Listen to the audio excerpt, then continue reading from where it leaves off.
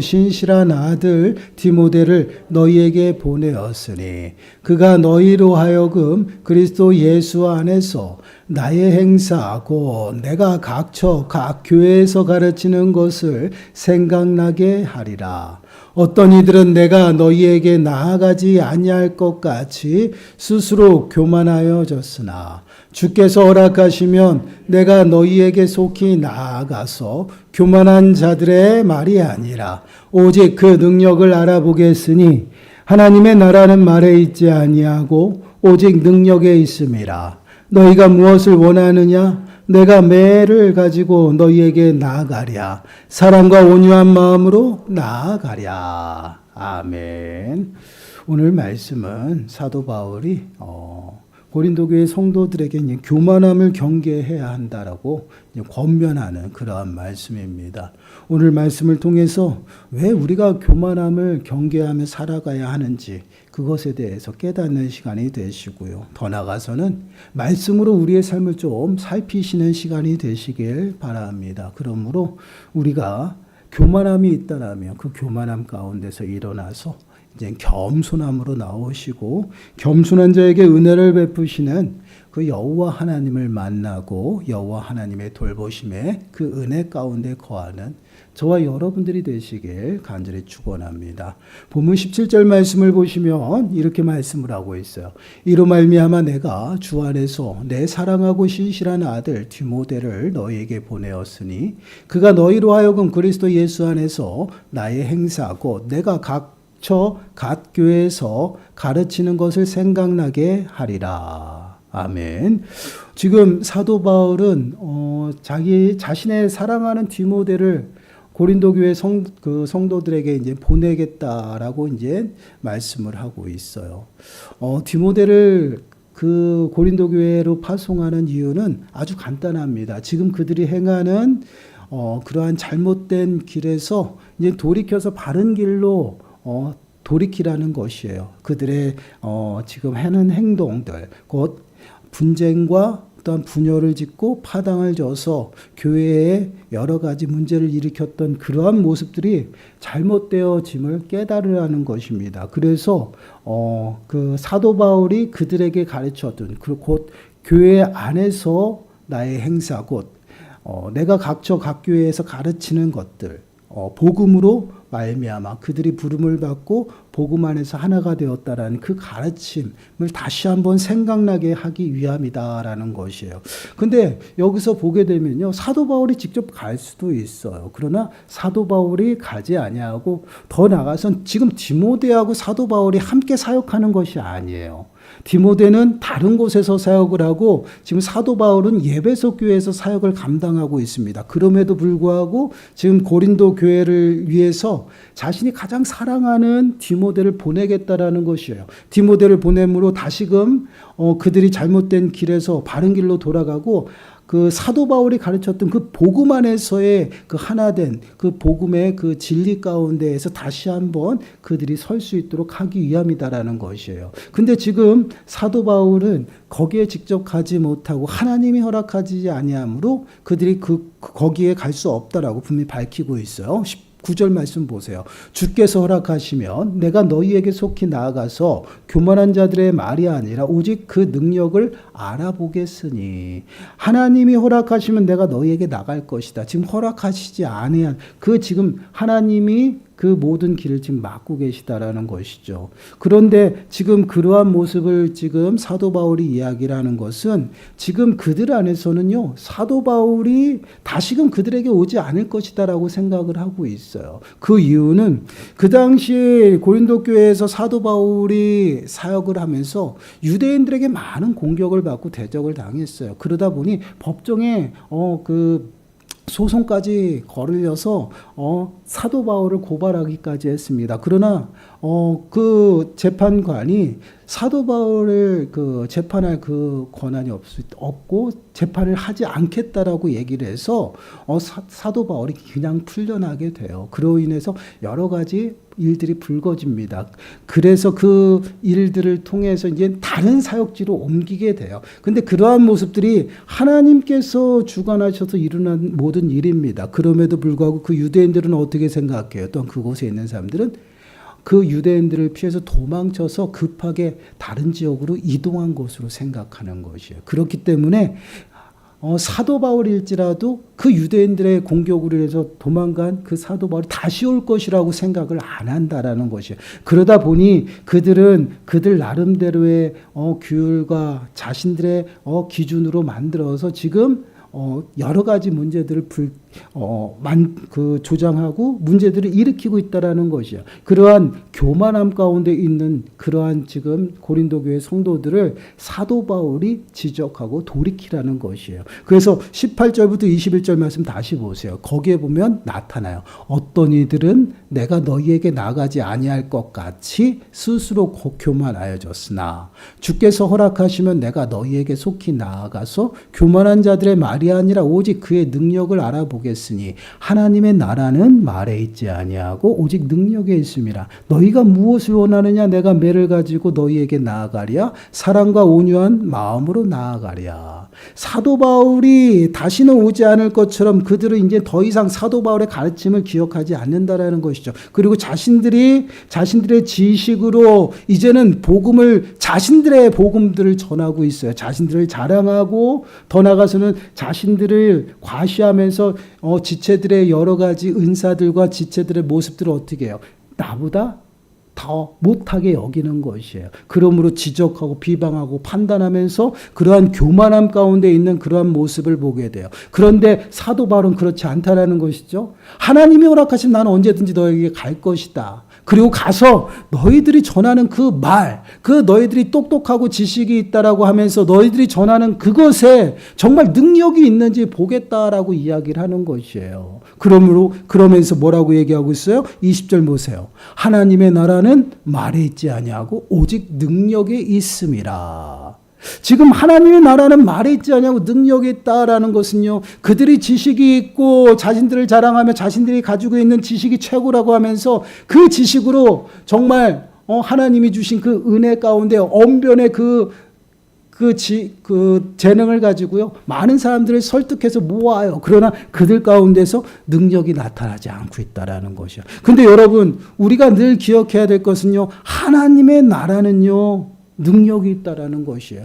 고린도 교회 성도들에게 그 문제를 지적할 때 사도 바울이 가장 먼저 강조했던 것이 뭐예요? 십자가의 도예요. 여러분, 고린도전서 1장 18절 말씀을 보시면 십자가의 도가 멸망하는 자들에게는 미련한 것이요 구원을 받는 우리에게는 하나님의 능력이라.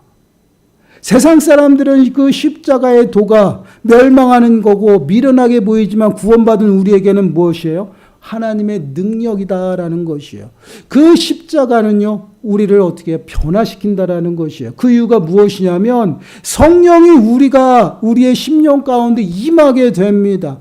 그 성령을 통해서 우리의 영적인 눈이 밝아져요. 그리고 귀가 열리게 됩니다. 그러므로 하나님의 말씀이 깨달아지고요, 하나님의 뜻이 무엇인지 깨달아지는 것이에요. 그래서 우리의 죄된 모습들이 이제는 보이기 시작합니다. 그래서 그것을 애통하면서 하나님 앞에 자복하며 회개하는 역사가 이것이 성령의 역사예요. 성령이 임한 자들에게 나타나는 그러한 일이에요. 그러한 모습은요, 우리들의 삶을 완전히 뒤집어 버린다라는, 새롭게 만든다라는 것이에요. 그래서 그리스도의 그 십자가 앞에서는요, 우리가 아무것도 아님을 깨닫게 되고요, 더욱더 겸손하게 하나님을 찾고 하나님을 의지하는 그러한 모습이 보이는 것이에요. 그것이 성령의 사역이거든요. 그런데 지금 이러한 모습들이 그들에게 보여요, 안 보여요? 보이지 않는다라는 거죠. 그들은요, 아주 뛰어난 언변을 가지고 있어요. 그 언변을 통해서 많은 사람들에게 자신의 복음을 전해요. 하나님의 복음이 아니라 자신의 복음을 전하는 것이야. 본인이 알고 있는 지식을 전하고요, 말로써 그들을 어떻게 설득을 합니다. 그러나 그들의 삶 가운데서는 능력이 나타나지 않는다는, 그 능력이 무엇이에요? 그리스도인의 삶의 모습이 나타나지 않는다라는 것이에요. 그들은 교만하여서요, 예수 그리스도 안에서 나타나는 그러한 새로운 삶의 모습들이 전혀 드러나지 아니하고 교만함으로 자신을 과시하고 자신을 나타내며 살아가요. 하나님이 없는 것처럼 자신들이 하나님이 되어 모든 것을 지적하고요. 모든 것을 판단하며 살아가는 것이 지금 고린도 교회 성도들에게 나타나는 그러한 자들에게 능력이라는 없다라는 것이에요. 근데 우리 삶 속에서 예수 그리스도로 말미암아 그 은혜가 임하고 거듭난 자들은요, 반드시 삶이 변화된다라는, 이것이 능력이에요. 그리스도의 삶을 살아간다라는, 왜 그렇습니까? 성령을 받아서 그래요. 그래서 고린도후서 5장 17절 말씀을 보시면, 그런즉 누구든지 그리스도 안에 있으면 새로운 피조물이라. 이전 것은 지나갔으니 보라 새 것이 되었도다. 그리스도 안에 있으면 새로운 삶을 부여받아요. 새로운 신분을 받죠. 그게 성도예요. 성도. 성도가 왜 성도냐? 거룩한 무리예요. 하나님의 거룩한 소유가 되었고 거룩한 무리로서 그리스도를 머리로 하러 한 몸 되게 부르셨습니다. 그러한 삶 가운데서는 새로운 삶을 살아가는 것이에요. 예전에 그 구습에 매어서 동일하게 살아가는 모습이 아니다라는 것이에요. 말만 잘하고 지식만 풍성한 그러한 삶의 모습으로 살아가지 않는다는 것이에요. 하나님의 말씀을 받고 그 말씀이 살아 움직여 우리들의 심령을 새롭게 하는 놀라운 역사, 그것이 성령의 일이에요. 그것이 하나님 나라의 능력이다라는 것이에요. 여러분, 로마서 8장 13절과 14절 말씀을 보시면, 너희가 육신대로 살면 반드시 죽을 것이로되 영으로서 몸의 행실을 죽이면 살리니 무릇 하나님의 영으로 인도함을 받는 사람은 곧 하나님의 아들이라. 하나님의 영으로 인도함을 받는다. 여러분, 하나님의 나라는 말에 있지 아니하고 능력에 있다라는 표현이 무엇이에요? 하나님의 나라는 어떠한 나라예요? 하나님이 다스리고 통치하시는 나라예요.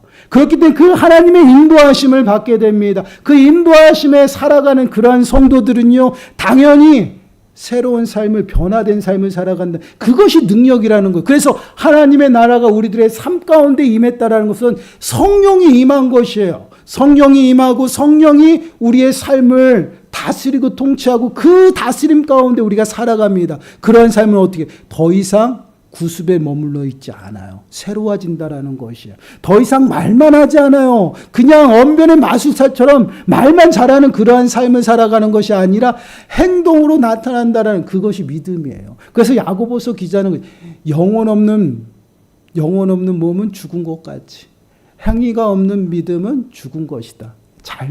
그건 참 믿음이 아니다. 믿음은 바로 우리들의 삶을 어떻게 해요? 변화시켜요.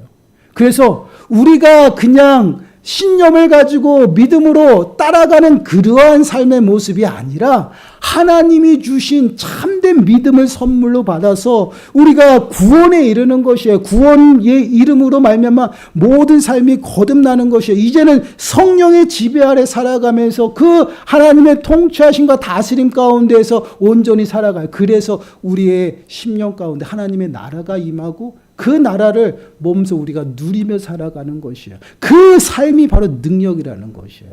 그런데 그러한 삶의 능력이 나타나지 않는다라는, 누구에게? 고린도 교회 성도들에게. 왜 그렇습니까? 그들은요, 행하지 않아요. 말씀에 순종하지 않아요. 자신들이 받은 그 은사를 자랑하고요, 자신을 자랑합니다. 그리고 자신을 과시하고요, 자신이 높아져서 하나님의 자리에 있어서 남들이 받은 그 은사는 무시해버려요. 그리고 자신이 최고라고 이야기합니다. 그래서 파당을 이루며 분열을 일으키고 분쟁이 일어났어요. 이러한 모습은 결국은 그들의 말에 있어서 언변은 너무나도 화려할 줄 모르나 능력이 없다라는. 왜요? 변화가 없으니까요. 우리들의 모습을 한번 보세요. 우리들의 모습도 이러한 모습 가운데 빠질 때가 많아요. 여러분, 우리는 말은 진짜 잘해요. 여호와 하나님을 경외합니다. 믿습니다. 믿음으로 살기를 원합니다. 주의를 온전히 지키고 싶어요. 그러나 정작 우리들의 삶의 모습으로 돌아가면요, 능력이 없다라는 것이에요. 모양은 있어요. 교회에 나와서 우리가 함께 예배 드리니까 모양은 있어요. 그러나 삶의 모습 속에서 정말 그리스도인답게 살아가는 그 모습들이 없다라. 그렇기 때문에 능력의 삶을 살아가지 못해요. 능력의 삶을 살아가지 못하기 때문에 세상에 나가서 맛을 내며 또한 빛을 내며 살아가야 되는데 그러한 모습이 없어서 세상 사람들에게 손가락질 달하고 욕을 먹으며 살아가는 것이에요. 이것이 바로 우리들의 모습이라는 것이에요. 그럼 왜 그럴까요? 오전의 말씀과 또 동일해요. 우리가 교만하여 하나님을 잊어버려서 그래요. 그리고 정말 우리가 하나님의 말씀 앞에 붙들려서 그 말씀으로 우리들의 심령이 새로워지는 것이 아니라 내가 아는 경험과 지식만 따라간다라는, 그러다 보니 그냥 모양은 화려하고 아름다워 보여요. 그러나 그 이면의 삶의 모습을 보면 아주 다르다라는 거예요. 우리는 알 수 없잖아요. 여러분, 우리가 24시간 함께 있는 것이 아니잖아요. 그렇죠? 우리는 그냥 주일날 보고 또한 예배 때 보고 교제 때 보는 것 외에는 없어요. 그 나머지는 혼자 스스로 또한 주변 사람들과 보내죠. 우리 가족들도 24시간 같이 있지 못해요. 때로는 혼자 있는 시간이 많을 때도 있어요. 저도 혼자 있는 시간이 많아요. 그러한 모습 속에서 사람들에게 보여지는 모습은 화려하고 아주 이쁠지 몰라요. 아름다울지 몰라요. 모양은 있어요. 그러나 삶의 현장, 나 혼자 있는 그 삶의 현장 속에서는요, 능력이 나타나지 않는다라는 것이에요.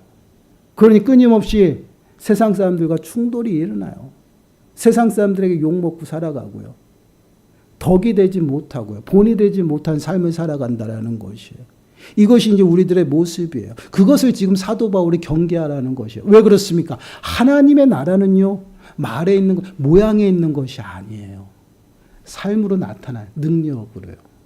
그것이 바로 하나님의 나라입니다. 하나님의 나라는 그래서 점점 확장되어져 가는 것이에요. 우리의 삶을 통해서 우리 개개인의 그 모습을 통해서 점점 퍼져나가는 것이에요.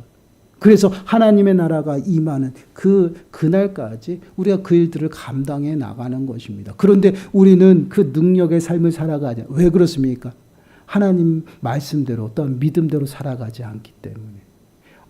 온전히 우리는 아는 것만으로, 경험만으로 살아간다. 그것으로는 부족하다라는 것이에요. 그것은 하나님의 말씀대로 살아가는 것이 아니에요. 내가 오히려 주인 되어서 온전히 살아간다라는 것이에요. 그 모습을 보고 지금 사도 바울이 그들에게 경계하라는 것이에요. 어떻게 경계해? 21절 말씀 보세요. 너희가 무엇을 원하느냐?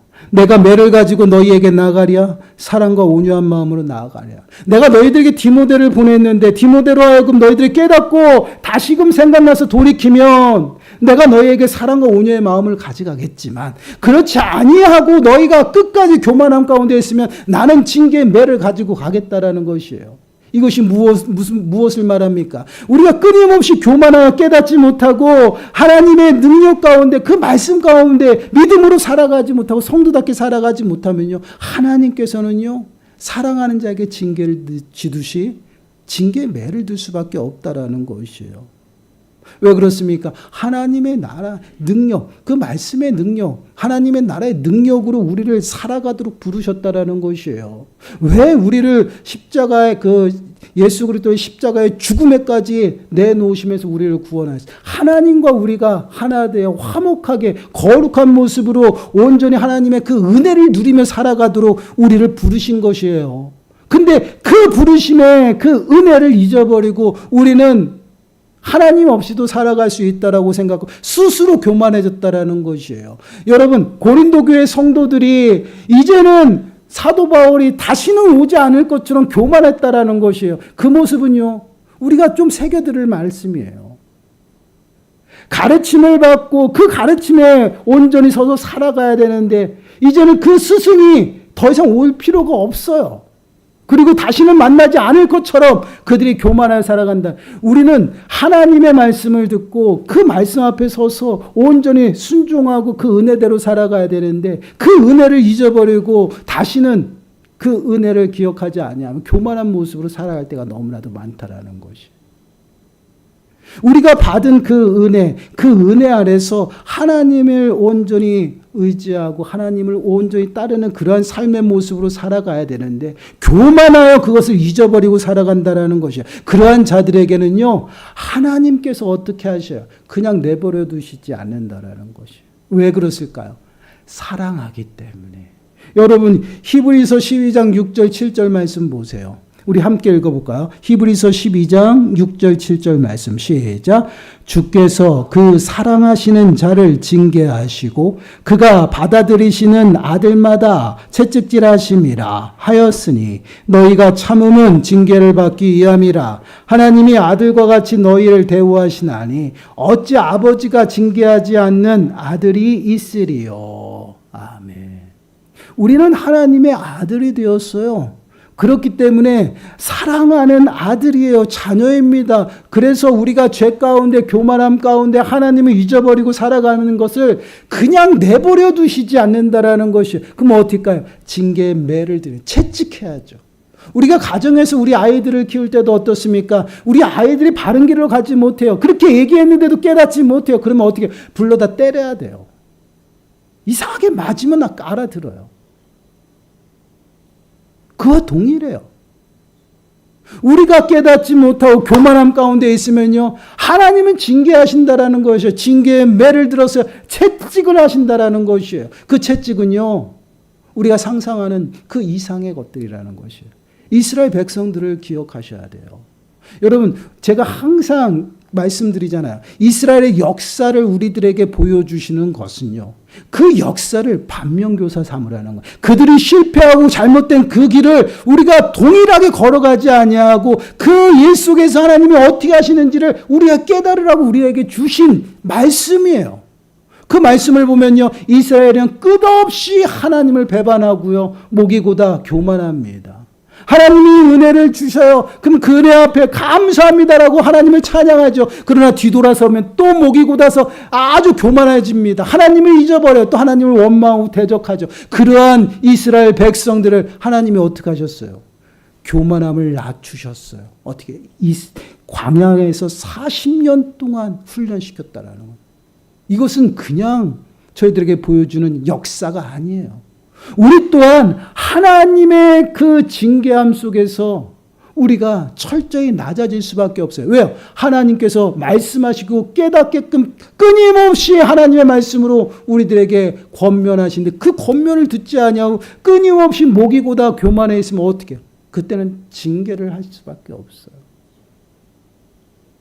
그래서 우리들의 삶 속에 어려움과 여러 가지 환난이 오는 것은요, 잘 분별하셔야 돼요. 때로는 사단의 그 시험과 유혹일 수도 있지만 때로는 어떻습니까? 내가 교만하여 하나님께서 나를 낮추시는 징계의 매라는 거, 채찍이에요. 너무나도 사랑하셔서 더 이상 하나님 앞에 멀어져서 죄악 가운데서 그 하나님의 진노와 심판 가운데 살아가지 아니하기 위해서 부르시는 것이에요. 채찍하고 다시 한번 돌이키라는 것이 어디서요? 잘못된 길에서요. 죄악된 길에서 교만함에서 이제 일어나서 겸손함으로 나오라는 것이에요. 그래서 우리는요, 매 순간순간 만나는 그 환경 속에서 하나님 앞에 끊임없이 물어야 돼요. 하나님 왜 이러한 환경을 우리에게 주시고 또한 내가 이 환경을 통해서 무엇을 하나님 깨달아야 되는지 자꾸만 물어야 돼요. 그럴 때 하나님께서 깨닫게 하셔요.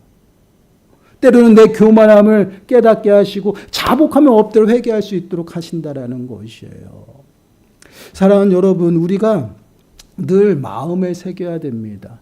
우리는 보여지는 것에 너무 신경을 많이 써요. 그리고 은밀한 곳에 있는 것은요, 너무 가볍게 생각을 한다라는 것이에요. 근데 하나님은요, 은밀한 것까지도 다 보고 또 은밀한 중에 계시는 여호와 하나님이셔요. 하나님은 우리의 삶의 일부만을 원하시는 것이 아니라 삶의 전체를 하나님의 백성답게 하나님 앞에서 행복하게 살아가도록 우리를 부르셨다라는 거죠. 그렇기 때문에 우리가 하나님 앞에서 모든 삶을 드리고 거룩하고 구별되게 살아가면 하나님이 기뻐하시죠. 근데 우리가 모양에 신경 쓰고 우리가 끝까지 철저히 진짜 위선 가운데 빠져서요, 그냥 모양의 아름다운 것에 지치고 그냥 보이지 않는 것, 내 삶은 그냥 능력 없이 살아갈 때가 많다라는 것이에요. 그래서 여러분, 디모데후서 3장 5절 말씀을 보면 우리가 잘 아는 말씀이 이런 말씀이에요. 경건의 모양은 있으나 경건의 능력은 부인하니 이 같은 자들에게서 네가 돌아서라. 여러분, 우리가 늘 도전을 받아야 돼요. 교회에 다니고요, 또 예배 시간 이렇게 철저하고 기도 열심히 하는 그 모습 굉장히 중요해요. 그러나 그 모습으로 끝이 나고요. 그냥 모양만 있으면 안 돼요. 우리들의 삶의 현장에서 능력이 나타나야 돼요. 어떠한 능력이에요? 그리스도의 삶의 모습이에요. 예수 그리스도께서 낮아져서 죽기까지 복종하며 겸손한 마음으로 우리를 섬겼던 그 모습처럼 예수 그리스도를 따라가며 우리가 늘 낮은 자의 모습으로 더욱 낮아져서 정말 오래된 그 벼가 익을수록 고개를 숙인다는 그 모습처럼요. 더욱더 성숙한 그러한 모습으로 철저하게 살아가야 돼. 믿음으로요.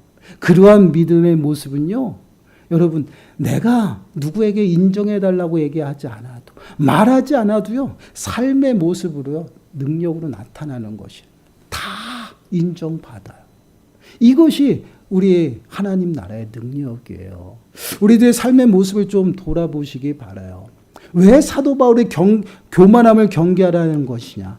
그 교만함은요, 결국 우리들의 삶 가운데 그리스도인의 삶을 살아가지 못하도록 하고요, 하나님의 나라의 능력이 사라지게 한다라는 것이에요. 그 하나님의 나라를 누리지 못하며 살아가요. 얼마나 비참합니까?